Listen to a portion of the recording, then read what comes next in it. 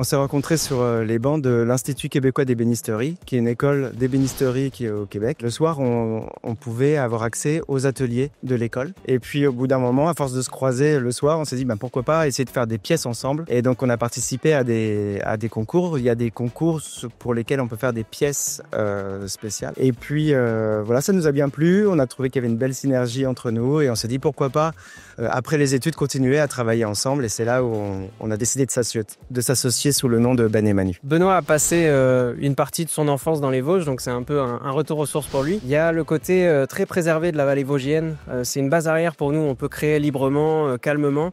Et c'est vraiment ce qu'on cherche autour de la création, d'avoir cette base et puis de pouvoir sortir de l'atelier pour rencontrer des clients ensuite. Donc vraiment les Vosges, c'est le côté préservé qui nous a attirés vraiment. Des conflits, il y en a toujours dans les discussions, mais ça se résout toujours parce qu'on a la même appétence, on a les mêmes...